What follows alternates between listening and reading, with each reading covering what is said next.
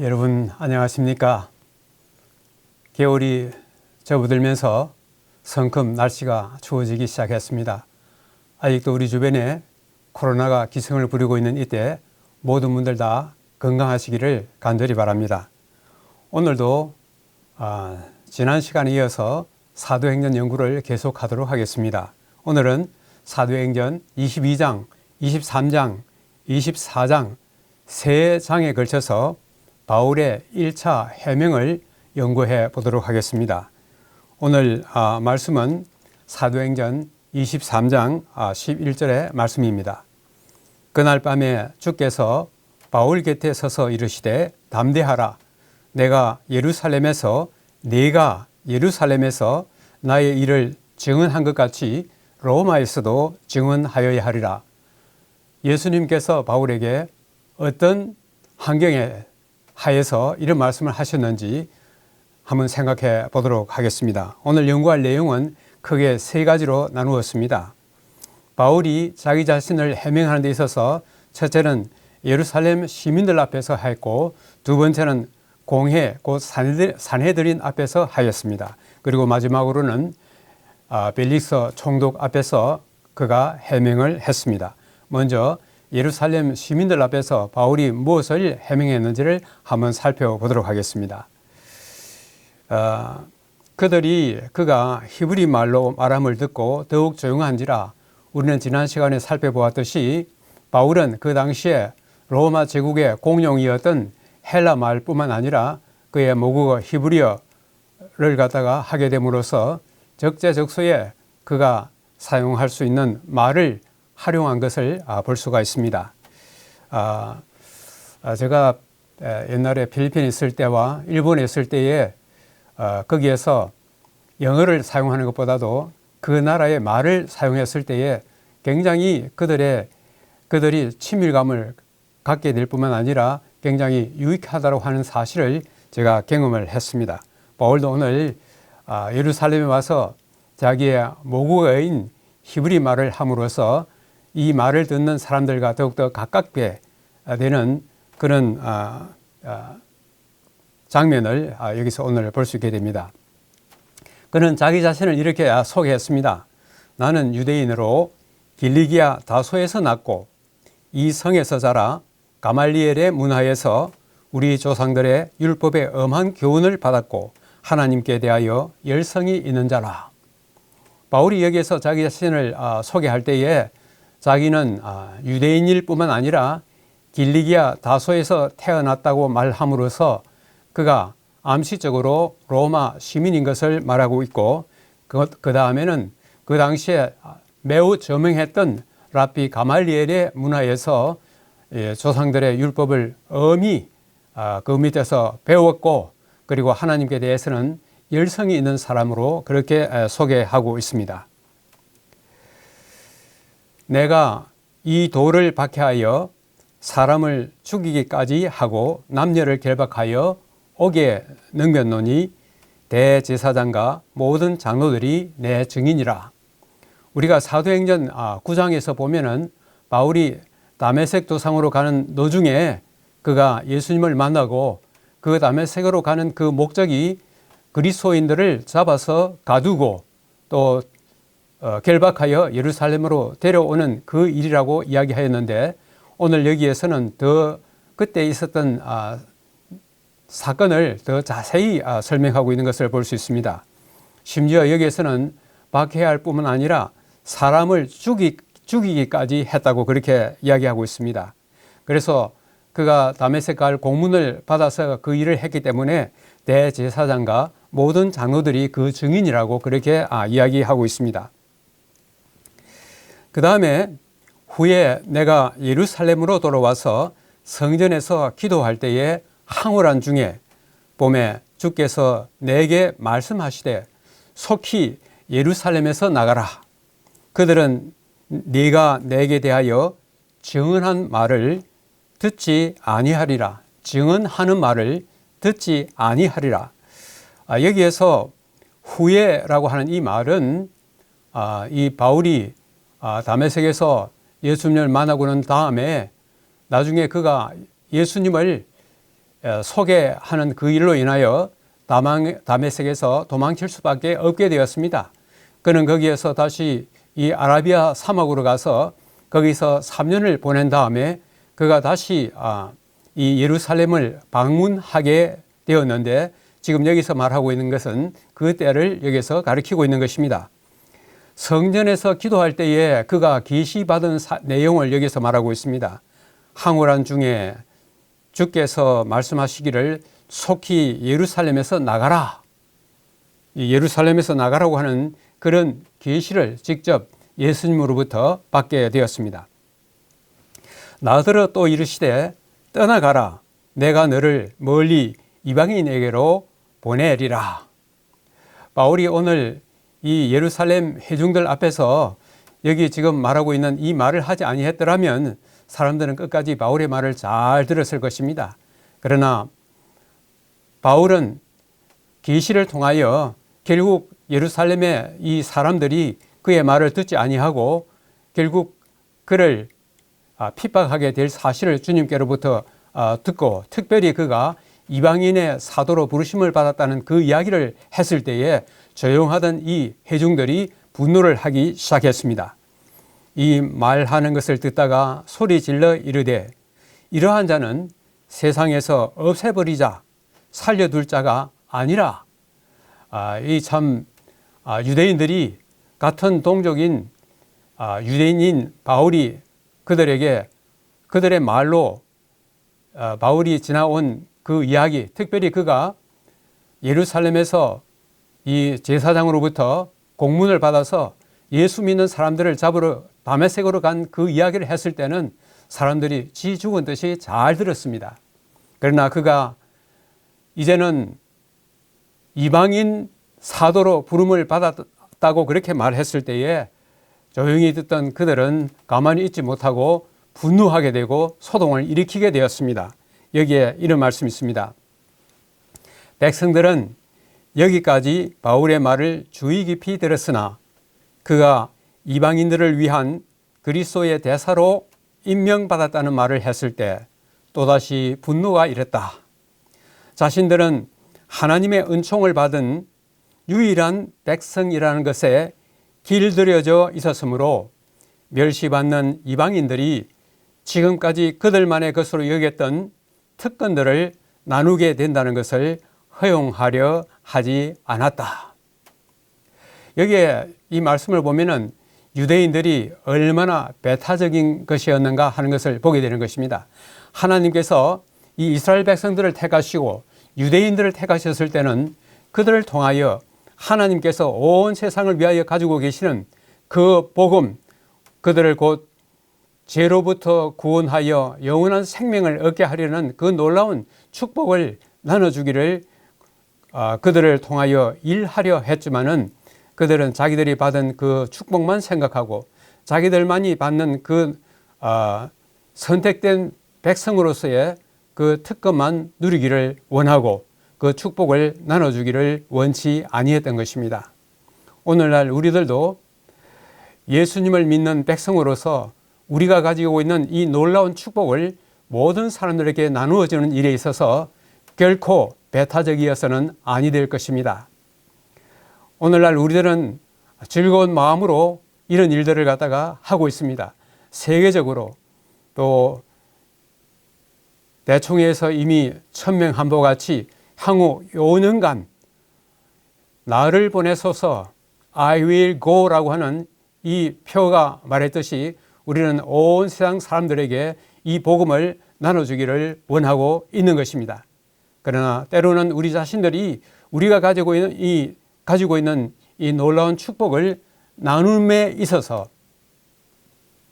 의식적으로나 혹은 무의식적으로나 나도 모르게 배타적인 그런 생각을 가질 때가 혹 있지 않은지 한번 생각해 볼 필요가 있다고 생각하는 것입니다. 우리 여기에 이제 28절의 말씀인데 25절에서 이 유대인들이 바울을 고소하여 이렇게 문제가 일어나자 천부장은 이 바울의 매를 쳐서 데려가라고 그렇게 이야기했습니다. 그때의 바울은 25절에서 로마 시민을 죄도 정하지 않고 채찍질하려 한다고 항의하였습니다. 그래서 바울은 종종 이 위기를 타개하는 하나의 방식으로서 그가 로마의 시민이라고 하는 사실을 숨기지 아니했습니다. 만약 로마의 시민일 때는 정당한 재판을 받아서 그 다음에는 징벌을 가해야 했는데 정식으로 재판도 받기 전에 이렇게 징벌을 가해서는 아니 되었습니다. 여기에 보면은 천부장이 말하되 나는 돈을 많이 들여 이 시민권을 얻었노라. 바울이 이르되 나는 나면서부터 그러하다고 이야기하고 있습니다. 여기에 그 당시에 로마의 시민권을 얻는 여러 방법 가운데 두 가지가 여기 소개되고 있습니다. 하나는 많은 돈을 주어서 시민권을 획득하는 방법이고, 하나는 태생적으로 로마의 시민으로 태어나는 그 방법이 여기에 소개되고 있습니다. 이제 바울은 다시 산헤드린 앞으로 끌려가서 거기에서 그가 다시 재판을 받게 되었습니다. 천부장은 무슨 일로 그를 고발하는지 진상을 알고자 하여 그 결박을 풀고 명하여 제사장들과 온 공회를 모으고 바울을 데리고 가서 그들 앞에 세우니라. 여기에 보면은 이 공회라는 것은 이미 우리가 알고 있듯이 산헤드린 앞에 이 유대에서 아주 중요한 일을 결정할 때 주로 이 산헤드린 공회에서 이 일을 했는데, 오늘 이 중요한 사건을 다루기 위해서 공회를 여기에 모으는 이 일을 갖다가 여기에 볼 수 있습니다. 여기에 천부장은 이 사도행전 23장 26절에 보면은 총독에게 보내는 그의 서신에서 자기 이름을 글라우디오 루시아라고 소개하고 있습니다. 그러므로 여기에 루시아 천부장은 도대체 무슨 일 때문에 바울을 이렇게 고발하는지를 알고자 해서 그 당시에 가장 유대의 높은 이 의결 기관인 공회를 소집하기를 원했던 것입니다. 바울은 이제 자신이 회심하기 이전에 회원이었던 산헤드린 앞에서 이제 재판을 받게 될 것이었습니다.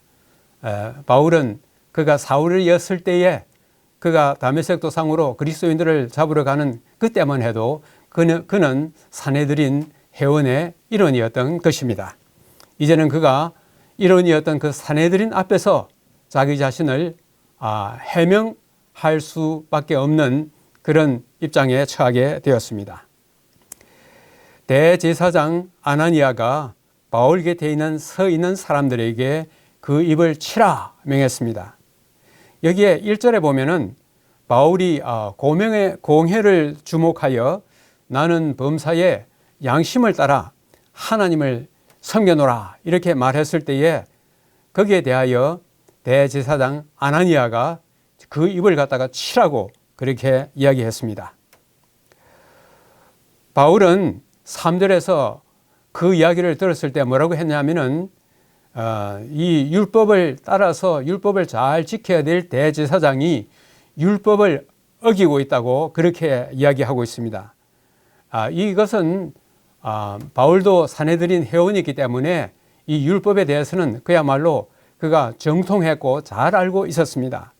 우리 신명기 25장 1절 2절에 보면은 이 징벌을 가하기 전에 반드시 재판이 선행되어야 할 것을 이야기하고 있습니다. 그래서 바울은 이 대제사장 아나니아가 자기의 입을 치라고 했을 때에 율법을 갖다가 어기는 자라고 그렇게 항변했습니다. 자, 여기서 흥미있는 것은 이 사도행전 22장과 사도행전 23장에 동명이인, 이름은 같지만 사람이 다른 그런 것이 여기 나오는데 바로 아나니아입니다. 22장에 나오는 아나니아는 율법에 따라 경건한 사람으로 다메섹에 사는 모든 유대인들에게 칭찬을 듣는 아나니아라고 그렇게 소개하고 있습니다. 바울이 눈이 어두웠을 때에 예수님께서 다메섹에 있는 이 직가라고 하는 거리에 아나니아라고 하는 선지자를 찾아가라고 했는데 이때에 이 아나니아가 여기에 등장하고 있습니다. 그런데 오늘 여기 23장에 나오는 이 아나니아는 그가 대제사장이면서 바울의 입을 치라고 한 바로 그 장문인 것입니다. 한 사람은 예수님의 대리자가 되었지만은 또 한 사람은 예수님을 대적하는 사탄의 대리자가 되고 있는 것을 여기에 볼 수가 있습니다. 바울이 이제 이 공회 앞에서 여러 가지 참 이 대제사장이 주류를 이루고 이 회의를 끌고 나가는 그 가운데서 그가 이 위기를 벗어날 수 있는 하나의 기질을 발휘하게 되었습니다. 바울이 그중 일부는 사두개인이요 다른 일부는 바리새인인 줄 알고 공회에서 외쳐 이르되 나는 바리새인이요 또 바리새인의 아들이라 죽은 자의 소망 곧 부활로 말미암아 신문을 받노라. 우리는 여기에서 산헤드린 회원을 구성하고 있는 두 부류의 사람들을 여기에 볼 수 있습니다. 하나는 제사장 그룹인 사두개인들이고 다른 하나는 바리새인들이라고 하는 것을 볼 수 있습니다. 우리가 9절에 가보면은 바리새인 편에서 서기관이 일어나 하는 이 말이 나오는데 서기관도 바리새인의 파에 속하고 있는 무리라고 하는 것을 여기에서 볼 수가 있습니다. 그래서 이 바리새인들과 사두개인들 사이에서 가장 큰 논란이 되었던 것이 뭐냐면은 바로 죽은 자의 부활이었습니다. 또 이 사두개인들은 영이라든지 천사들의 존재를 인정하고 있지 아니했습니다. 그때에 이 바리새인들이 들고 일어나서 다시 그들과 사두개인들 사이에 있었던 논쟁을 끌고 나가서 결국은 여기 나오는 이 자기 바리새파에 속하는 이 바울은 잘못이 없다고 이렇게 막 하면서 소동이 벌어졌을 때에 그때에 예수님께서 그날 밤에 이렇게 친히 나타나셔서 바울에게 이 말씀을 하셨습니다.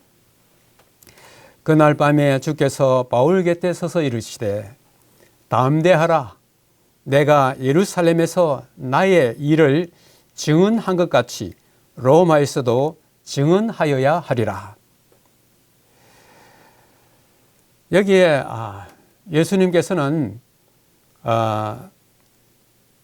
여기 이 바울이 산헤드린 공회에서 이렇게 신문을 받고 있을 때에 예수님은 이 일에 대해서 무관심한 것처럼 보이지만은 예수님은 당신의 종이 이런 시련에 처해서 여러 가지 어려움에 이렇게 직면해 있었을 때에 그 종에 대하여 결코 무관심하지 않는다고 하는 것을 여기서 우리가 보게 됩니다.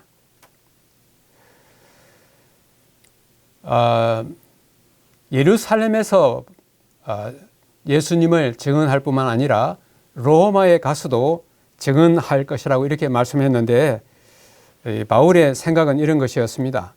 바울은 사실 사도행전 19장 21절에서 예루살렘뿐만 아니라 로마에 가서도 예수님을 갖다가 증언하겠다고 하는 그런 생각을 늘 갖고 있었는데 오늘 여기 산헤드린 이 공회 앞에서 결국은 여기에서 재판이 잘못 진행되면은 그가 로마에 가는 일이 수포로 돌아갈 것이라고 하는 그런 염려를 가지고 있었습니다.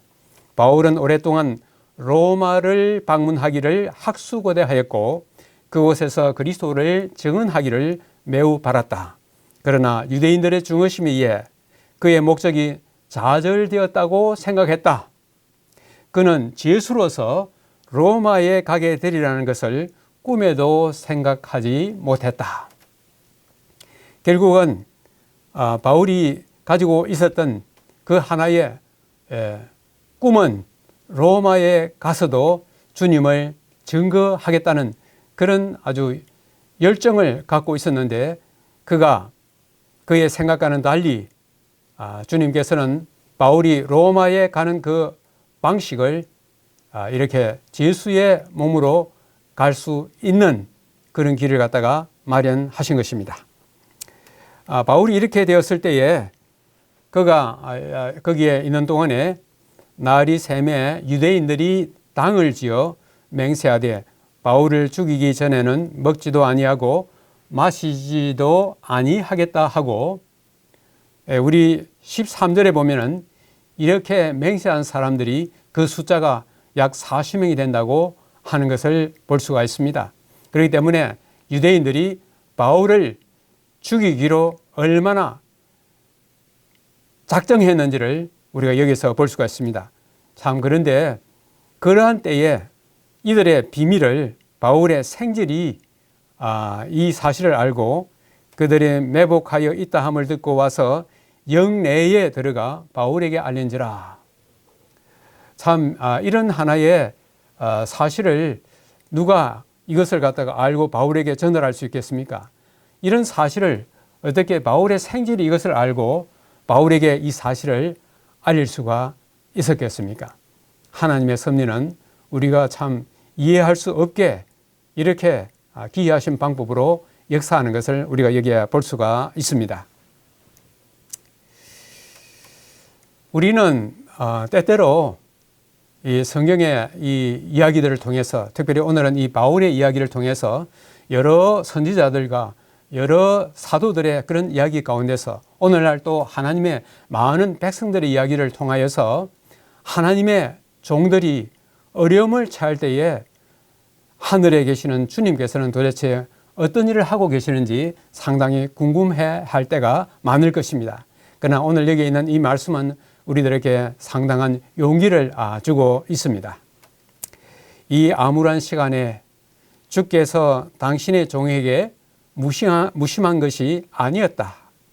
그분은 성전 뜰에서 살기등등한 무리로부터 바울을 보호하셨고 사내들인 앞에서 그와 함께 하셨으며 영내에서도 함께 하셨다.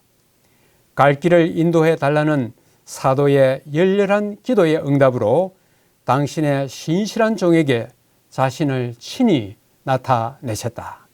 우리는 오늘 이 사건을 통하여 바울에게 역사하신 주님의 이 개입을 통하여 오늘날 우리들이라 할지라도 하늘에 계시는 주님께서 이 땅에 사는 당신의 백성들이 당하는 여러 가지의 일들에 대해서 결코 무관심한 것이 아니라고 하는 사실을 오늘 우리는 여기에서 이 말씀을 통해서 굉장한 용기를 얻습니다.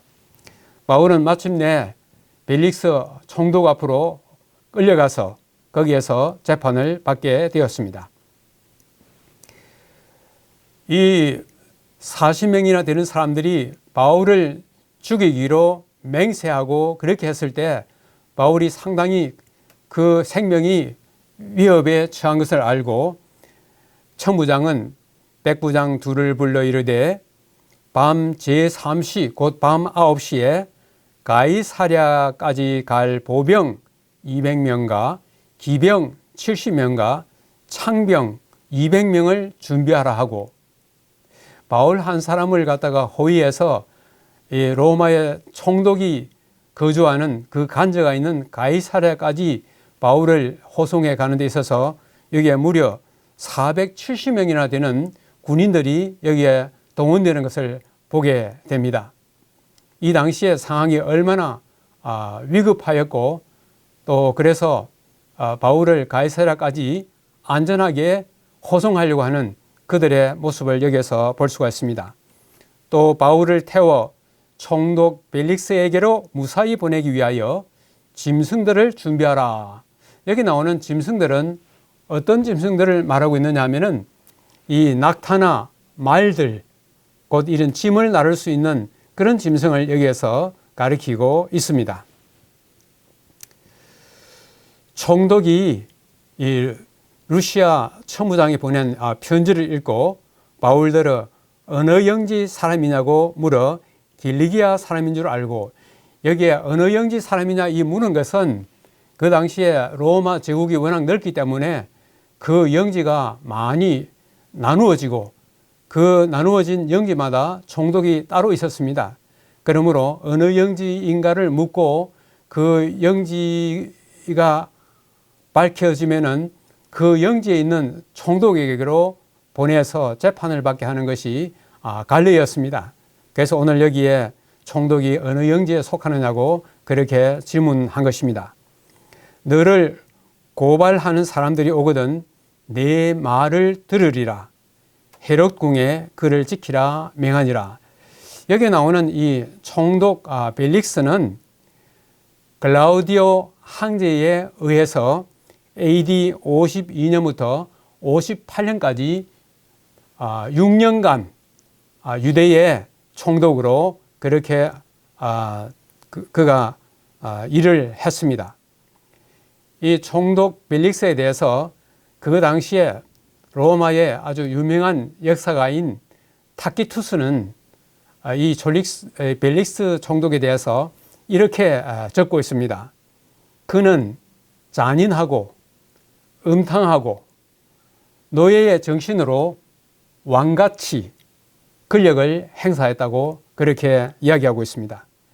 그리고 여기 나오는 이 바울을 가두라 하는 이 헤롯궁은 헤롯 대왕이 가이사랴에 자기를 위하여 이 궁을 지었는데 나중에 로마가 이 팔레스타인을 지배하고 난 다음부터 이 헤롯궁 알려진 이곳이 나중에는 로마 총독의 관저로 사용하게 되었습니다. 다세후의 대제사장 아나니아가 어떤 장로들과 한 변호사 더둘로와 함께 내려와서 총독 앞에서 바울을 고발하니라. 이제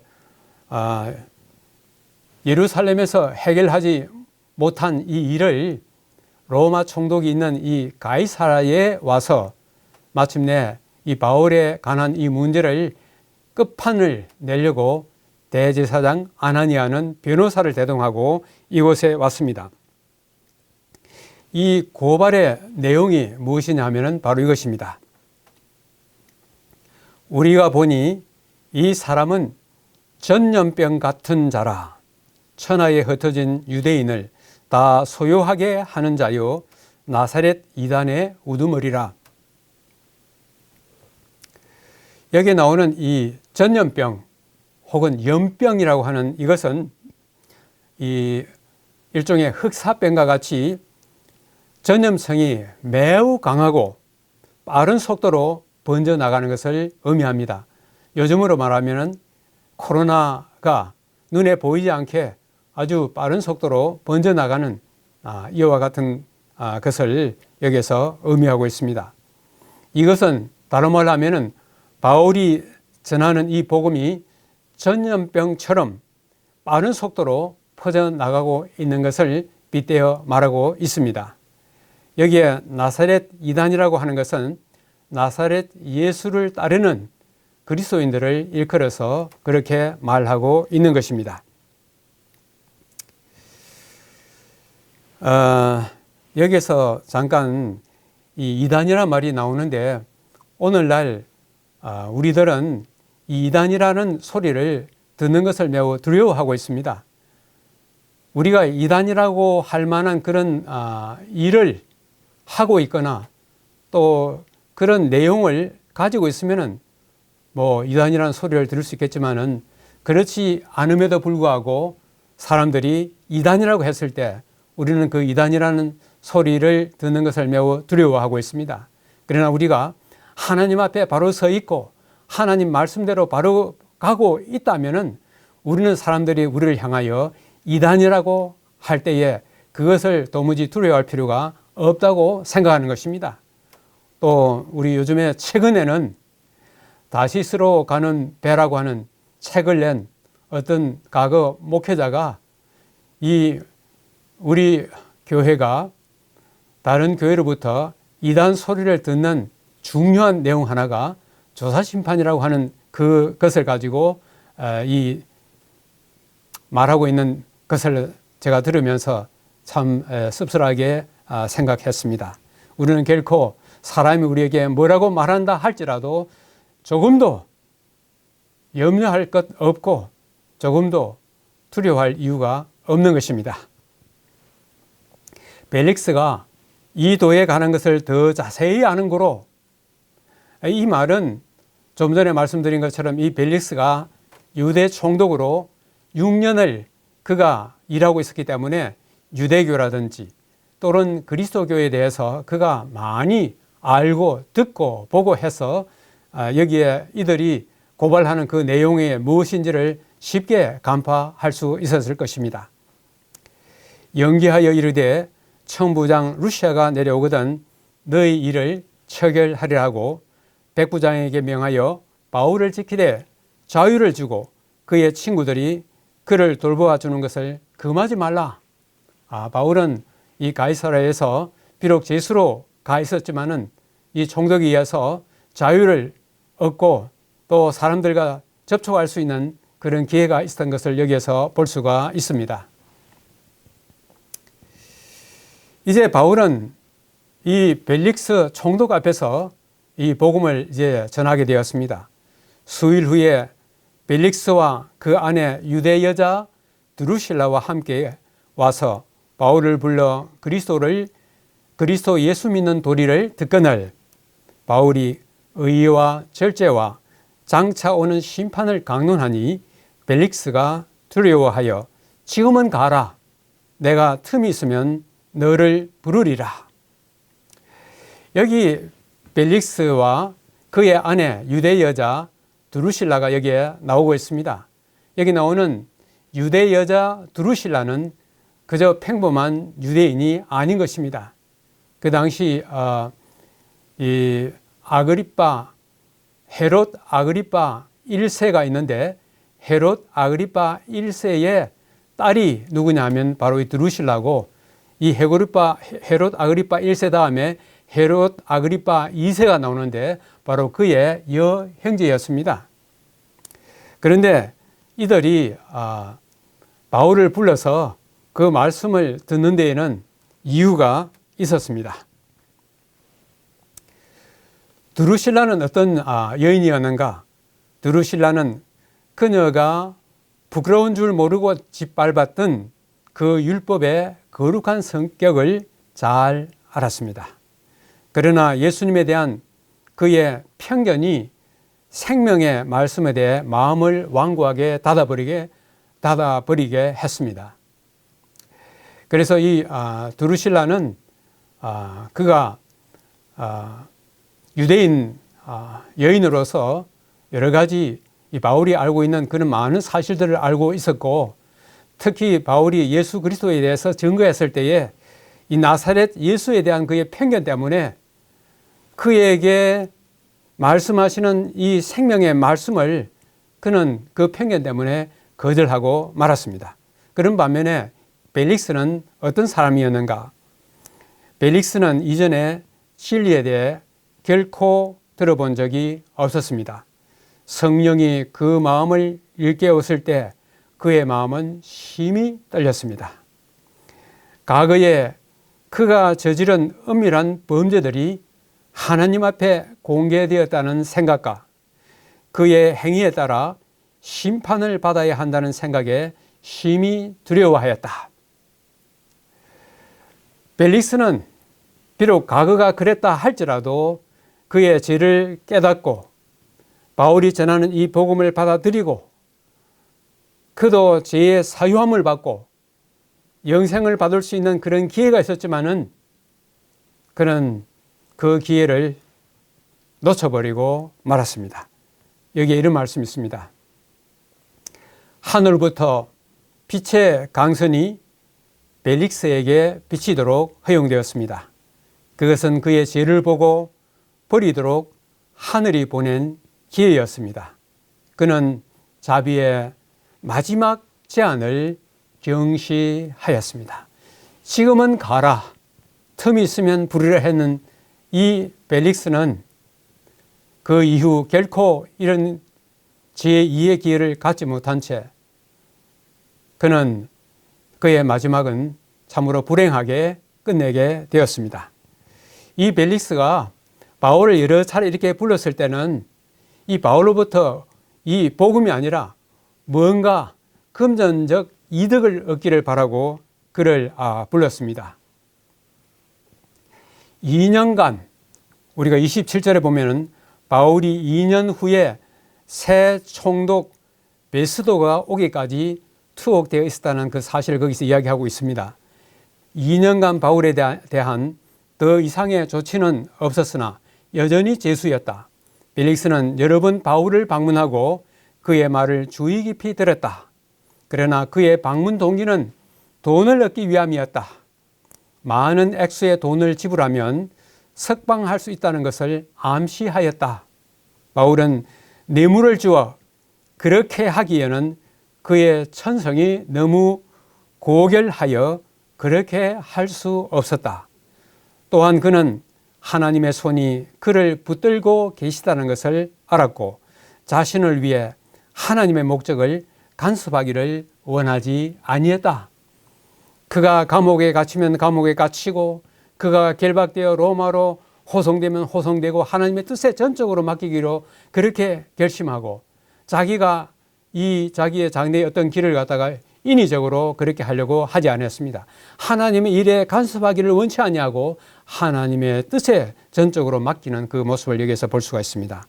오늘 우리는 사도행전 22장, 23장, 24장을 통해서 심판대 앞에서 행한 바울의 간증과 해명을 살펴보았습니다.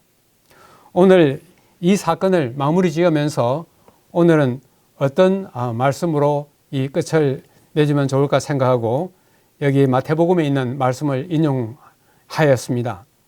심판대 앞에서 우리는 어떻게 할 것인가? 너희를 넘겨줄 때에 어떻게 또는 무엇을 말할까 염려하지 말라. 그때에 너희에게 할 말을 주시리니 말하는 이는 너희가 아니라 너희 속에서 말씀하시는 이 곧 너희 아버지의 성령이시니라.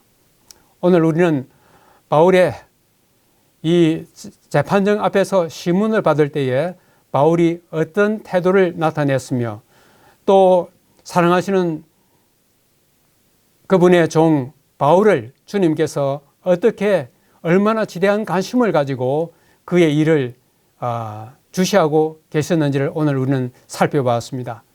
우리들도 앞으로 이 바울과 같은 이런 일들을 경험하거나 이런 일들을 갖다가 보게 될 때에 우리가 어떤 자세를 가져야 할 것인지를 오늘 이 말씀을 통해서 우리에게 가르쳐 주셨습니다.